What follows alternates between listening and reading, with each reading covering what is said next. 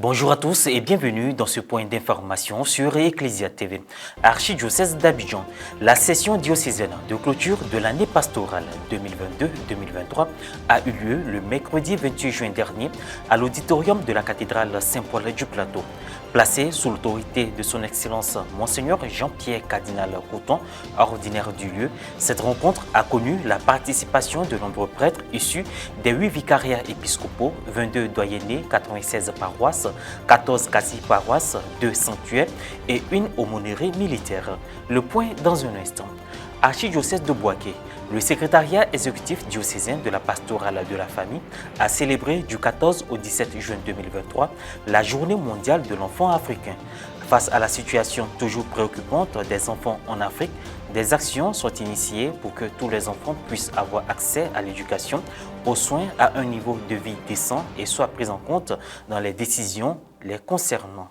L'année pastorale 2022-2023 de l'archidiocèse d'Abidjan a été clôturée à travers une assise presbytérale tenue à l'auditorium de la cathédrale Saint-Paul du Plateau. Conformément aux usages, le clergé diocésain a procédé à l'évaluation de l'année pastorale suivant un schéma préétabli. Situations contextuelles oblige, ont été évoquées au cours de cette session des recommandations, des propositions, des suggestions et des décisions pour progresser dans la pastorale.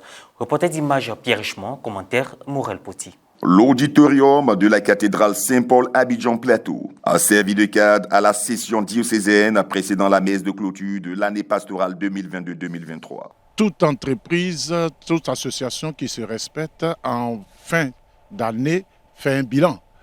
Et je pense que l'Église étant une association, le diocèse regroupant plusieurs institutions et plusieurs activités ont été faites, il était bien que nous puissions nous retrouver pour voir un peu ce que chacun a fait pour le bien de l'Église et voir ce que nous pouvons faire l'année prochaine, soit pour voir nos lacunes et les améliorer, ou bien approfondir, aller encore au large avec ce que nous avons fait de bien. Le mercredi 28 juin dernier, les participants venus de diverses structures de l'archidiocèse d'Abidjan ont planché sur des sujets ayant trait à la vie de la circonscription ecclésiastique et notamment sur le déroulement de l'année pastorale qui s'achève. Cet exercice-là montre pour voir qu'est-ce que nous avons fait, quels sont les points forts, quelles sont nos faiblesses et puis qu'est-ce que nous devons pouvoir prévoir pour l'année pastorale prochaine. Placé sous l'autorité de son éminence, Monseigneur Jean-Pierre Cardinal Couton, archevêque métropolitain d'Abidjan, la session a connu la participation de plusieurs prêtres, religieux et des responsables d'institutions religieuses diocésaines. Après la prière d'ouverture, le dépôt des bilans des doyennés et des aumôneries diocésaines, suivi de l'exécution du chant du thème de l'année pastorale, ce fut la présentation des bilans par vicariat. Il est heureux de souligner une meilleure collaboration entre mouvements et associations et le clergé, collaboration marquée par la vérité, le respect et la charité. L'année 2023 a été fructueuse au sein du vicariat Monseigneur Jean-Baptiste Boivin au plan humain, spirituel et social. Cette étape s'est poursuivie par les bilans des secrétariats exécutifs diocésains de l'apostolat des laïcs, de l'apostolat de la mer, de la commission justice et paix. Le cheminement intérieur, la présence compatissante auprès des frères et sœurs, cela témoigne d'un mouvement interne de maturité. Nous sommes en attente de la réponse de la sollicitation à son éminence pour l'autorisation des travaux des locaux de la pastorale, célébration dans toutes les paroisses de l'archidiocèse de la journée mondiale du migrant et du réfugié, avec lecture du message du pape. Le thème de l'année qui a intégré notre domaine de définition, de prédiction et le synode sur la synodalité a permis d'ouvrir des horizons nouveaux, procédures d'approche, traitement des solutions, saisine de l'autorité compétente pour indemnité éventuellement, par exemple. À travers cet exercice de clôture de l'année pastorale, ce que l'Église veut démontrer, c'est que tout simplement, l'Église s'intéresse aux joies, aux peines, aux tristesses, mais également participe au bonheur des hommes. Et à travers cet exercice, où nous avons écouté les différents rapports des paroisses, des doyennés, des vicariats, tout simplement voir les forces de l'Église, les faiblesses de l'Église et comment arriver à corriger les insuffisances qui ont été remarquées durant cette année pastorale 2022-2023.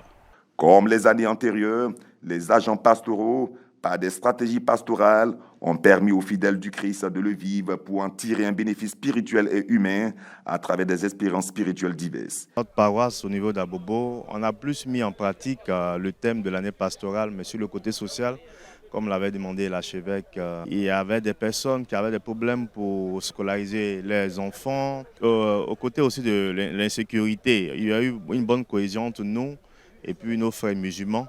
Et il y a eu des moments où il y a eu des rencontres entre tous les jeunes, qu'ils soient chrétiens, musulmans, pour essayer de parler un peu toujours de cette dynamique-là de paix, tout ça. Les efforts sont faits et nous bénissons le Seigneur pour tout ce qui est mis comme moyen par notre archevêque pour pouvoir nous aider à pouvoir mieux vivre cette communion au niveau du presbytérat et puis pouvoir l'offrir aux autres. Les rideaux de la session diocésaine précédant la messe de clôture de l'année pastorale 2022-2023 sont tombés. Je voudrais terminer en disant merci à Dieu pour avoir inspiré notre Père archevêque du choix ou encore de la répétition ou la reprise de ce thème d'année pastorale.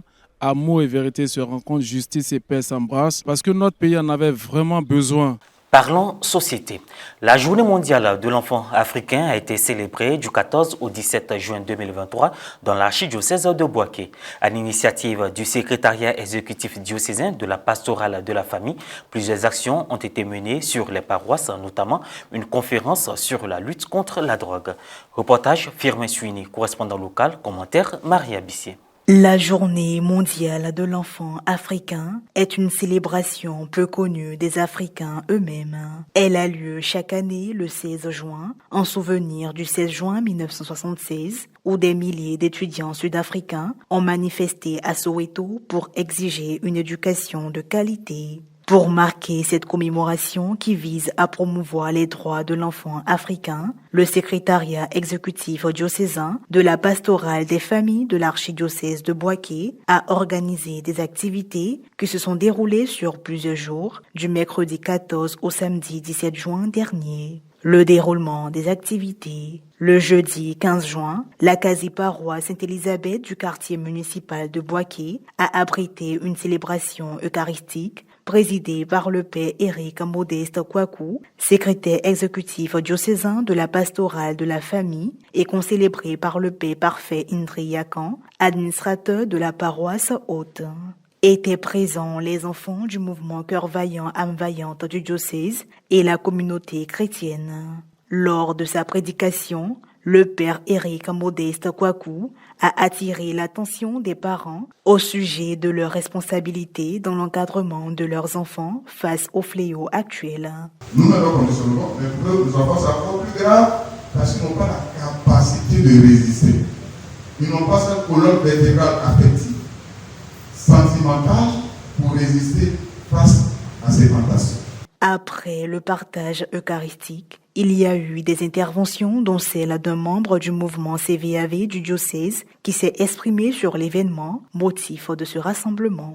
Le samedi 17 juin, à la paroisse Saint-Joseph Mukasa du quartier Sokora de Bouaké, une conférence publique axée sur le thème « Prolifération de la drogue et de la doctrine de police de proximité comme moyen de lutte » a été donnée par M. Blaise Guy Michel, commissaire du 4e arrondissement de Bouaké. Les composants, les effets et tous les risques liés à l'utilisation de ces substances toxiques ont été dévoilés aux participants. À sa suite, ce fut la phase d'échange et de partage. Quelques impressions à la fin de la conférence. Les enfants sont en danger et nous-mêmes nous sommes en danger. Que l'État fasse de telle sorte que où la drogue même est cultivée, qu'on puisse se parler cela. Il y a certaines choses qu'on ignorait, mais avec cette conférence, je pense qu'on va suivre encore plus nos enfants. Et voilà, ainsi se referme ce point d'information. Merci de l'avoir suivi. Bonne suite de nos programmes sur Ecclesia TV.